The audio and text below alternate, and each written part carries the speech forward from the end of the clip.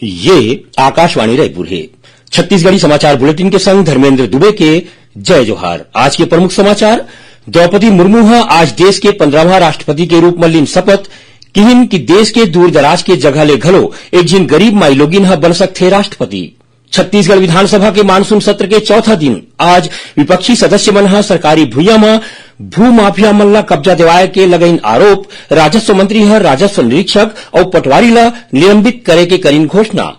और केंद्रीय कर्मचारी जैसन महंगाई और गृह भाड़ा भत्ता की मांग ला लेके प्रदेश के सरकारी कर्मचारी मन आज ले शुरू कर दे है हड़ताल। 80 ले ज्यादा कर्मचारी संगठन मन होए है शामिल। अब समाचार विस्तार ले।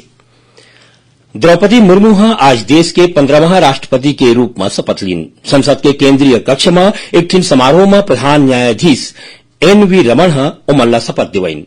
शपथ ग्रहण के बाद राष्ट्रपति अपन संबोधन में कहिन कि भारतीय लोकतंत्र के एक बड़का बात है कि देश के दूर दराज के जगह ले घलो एक जिन गरीब महिला राष्ट्रपति बने हैं।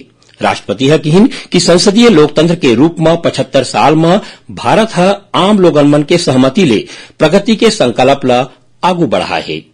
ओमन कहिन कि विविधता ले भरपूर देश के कतकोन भाषा, धर्म, संप्रदाय, रीति रिवाज ला अपना के भारत एक भारत श्रेष्ठ भारत बनाए में लगे है। श्रीमती मुर्मू कहिन कि अमृतकाल जौन स्वतंत्रता के 75वां साल के संग शुरू होवत है, भारत बर नवा संकल्प के बेरा हरे। ओमन कहिन कि 25 बछर में अमृतकाल के लक्ष्य ला अपनाए के रद्दा है। सबका प्रयास और सबका कर्तव्य। कारगिल विजय दिवस के मौका में देशवासी मन ला बधाई देवत ओमन कहिन कि ये दिन सशस्त्र बल के शौर्य के प्रतीक है। कोविड महामारी के दौरान देश के प्रयास के प्रशंसा करत राष्ट्रपति कहिन कि 200 करोड़ कोविड रोधी टीका लगाना एक ठिन बड़का सफलता है। शपथ ग्रहण समारोह के समापन के बाद राष्ट्रपति भवन के प्रांगण में तीनों सेना कोतिले राष्ट्रपति गार्ड ऑफ ऑनर पेश करेगी। समारोह में राज्यसभा के सभापति एम वेंकैया नायडू, प्रधानमंत्री नरेंद्र मोदी, लोकसभा अध्यक्ष ओम बिरला, केंद्रीय मंत्री, राज्य मन के राज्यपाल, मुख्यमंत्री और आने बड़का लोगन मन आए रहीन। छत्तीसगढ़ विधानसभा के मानसून सत्र के चौथा दिन आज सदन में वरिष्ठ विधायक बृजमोहन अग्रवाल राज्य सरकार ऊपर सरकारी कर्मचारी मन के संग वादा खिलाफी के आरोप लगावत काम रोको प्रस्ताव लईन और स्थगन ग्राह्य करा के एकर ऊपर चर्चा कराए के मांग करीन। ओमन कहिन कि प्रदेश के कर्मचारी मन ला केंद्र सरकार के कर्मचारी मन जैसन 34% महंगाई भत्ता और गृह भाड़ा दे जाए। विधानसभा में आज राजस्व मंत्री जयसिंह अग्रवाल कोरबा के राजस्व निरीक्षक और पटवारी ला निलंबित करे के घोषणा करीन। प्रश्नकाल के बाद एक टीम ध्यानाकर्षण सूचना के माध्यम ले जनता कांग्रेस छत्तीसगढ़ के धर्मजीत सिंह और भाजपा के बृजमोहन अग्रवाल प्रदेश में भू माफिया ढार ले प्रदेश के सरकारी भुइयां मन ला कब्जा करे के बारे में जानबा मांगिन। एकर जवाब में राजस्व मंत्री मामला ला दिखवाए के बात कहिन। श्री अग्रवाल कहिन कि कोरबा जिला के गांव बरबसपुर के मामला में अतिक्रमण पाए गए है। ये बारे में पटवारी के प्रतिवेदन ऊपर 605 ठिन प्रकरण दर्ज करे गए है और ये मामला न्यायालय में लंबित है। विपक्षी सदस्य मन राजस्व निरीक्षक और पटवारी ऊपर मिली भगत करके सरकारी भुइयां में भू माफिया मन ला कब्जा दिवाए के आरोप लगाइन। एकर बाद राजस्व मंत्री राजस्व निरीक्षक और पटवारी ला निलंबित करे के घोषणा करीन।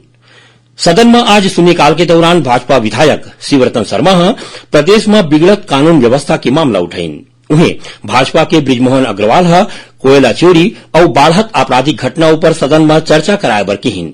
एकर ऊपर आसंदी विपक्ष के मांग ला खारिज कर दिन, जेकर बाद नाराज विपक्षी सदस्य मन नाराबाजी करीन और एकरे सेती सदन की कार्यवाही ला 5 मिनट बर स्थगित कर देगी।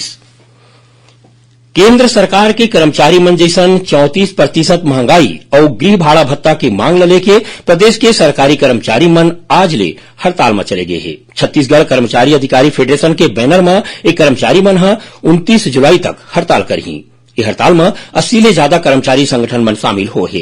ये कर्मचारी मन अपन ऑफिस के आगू में धरना प्रदर्शन करीन। ये प्रदर्शन में शिक्षक संगठन मन घलो शामिल हो है, जेकर सेती सरकारी स्कूल मन में बंद रहीस। छत्तीसगढ़ी समाचार बुलेटिन आप मन आकाशवाणी रायपुर ले सुनत हव। छत्तीसगढ़ के खबर ले है आपके वास्ता और खबर के विश्वसनीयता ले है हमर वास्ता।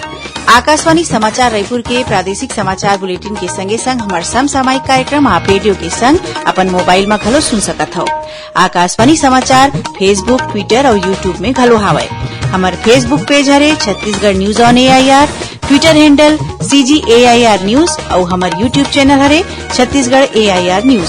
तो अब रेडियो के संगे संग आपके मोबाइल के माध्यम ले हम आप तक पहुंचत हन। छत्तीसगढ़ के हर खबर पर सुनत रहो आकाशवाणी समाचार। अब आगू बढ़बो बाचे समाचार कोती। सुनैया मल्ला बता दन कि आजादी के अमृत महोत्सव पर आकाशवाणी समाचार ढाले राष्ट्रीय स्तर में राखे जात प्रश्नोत्तरी के आज के प्रश्न है ओ स्वतंत्रता सेनानी के नाम बताओ जेखर खिलाफ ब्रिटिश शासन 1928 में तत्कालीन साउथ इंडियन रेलवे में हड़ताल कराए के सेती मुकदमा चलाए रहीन। इस स्वतंत्रता सेनानी देश में पहली घाव मई दिवस के आयोजन करी रहीन। श्रोता मन अपन उत्तर व्हाट्सएप नंबर 8826546262 या ईमेल आईडी amritmahotsav@prasarbharati.gov.in में भेज सकते हैं। भाग्यशाली प्रतिभागी ला विजेता के रूप में चुने जाही और काली के समाचार प्रभात में विजेता के नाव के घोषणा करे जाही। विजेता ला ई प्रमाण पत्र और सांकेतिक पुरस्कार घलो दे जाही। आजादी के अमृत महोत्सव में 13 ले 15 अगस्त तक हर घर तिरंगा अभियान राखे जाही। यही कड़ी में आज दुर्ग जिला में स्थित मरौदा सेक्टर के सशस्त्र सीमा बल SSB मुख्यालय ले NCC और NSS के कैडेट मन के संग स्कूल कॉलेज के छात्र मन जागरूकता रैली निकालिन। SSB भिलाई के उप महानिरीक्षक थॉमस चाको बताइन कि प्रधानमंत्री के आह्वान ऊपर हर घर तिरंगा फहराए के जागरूकता अभियान के शुरुआत हो गई है। उन्होंने बताइन कि अभियान में अवैया बेरा में SSB डहार ले साइकिल रैली और गाड़ी मन के रैली के माध्यम ले जागरूकता अभियान चला के लोगन मन ले राष्ट्र ध्वज फहराए के अपील करे जाही। इति मुंगेली जिला में घलो भारतीय जनता पार्टी के कार्यकर्ता मन लोगन मन ला एखर बारे में जागरूक करत हवय। इस दौरान ओमन अपन अपन क्षेत्र में लगे महापुरुष मन के मूर्ति के साफ सफाई घलो करही। उन्हें राजनांदगांव जिला कलेक्टर घलो जम्मो अधिकारी मन ले कहे है कि ओमन हर घर झंडा अभियान के तहत ग्राम पंचायत मन में सरपंच और सचिव मन ला हर घर झंडा लगाए बर कहा है।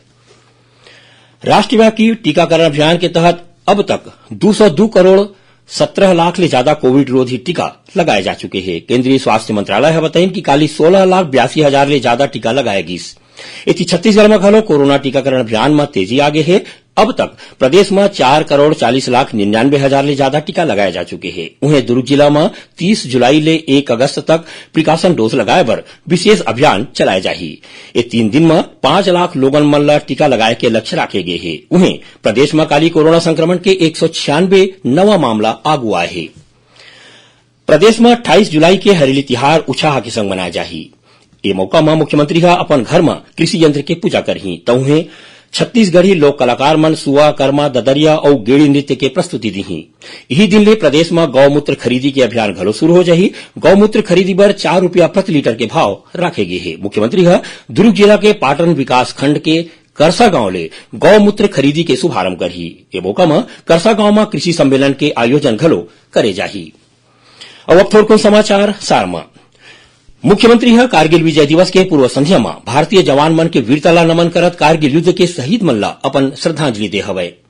दुर्ग रेलवे स्टेशन में चलत ट्रेन में चढ़े के प्रयास करत लोको पायलट के ट्रेन के चपेट में आए ले मौत हो गए। माओवादी मन के कोंटा एरिया कमेटी एक दिन प्रेस नोट जारी करके सुकमा जिला के बीराभट्टी और पोलमपल्ली में 5 दिन 2 जिन ग्रामीण के हत्या करे की जिम्मेवारी ले है और कबीरधाम जिला के बोला पुलिस गांजा तस्करी के आरोप में 2 जिन लोगन मन ला गिरफ्तार करे है।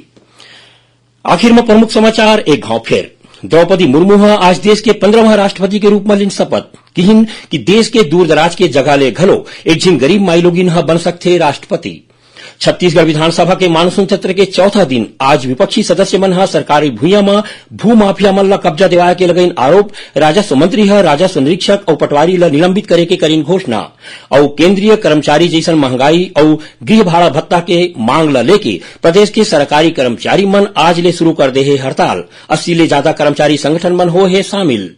आखिर में एक संग छत्तीसगढ़ी समाचार बुलेटिन इहे सिरावत है। जय जोहार।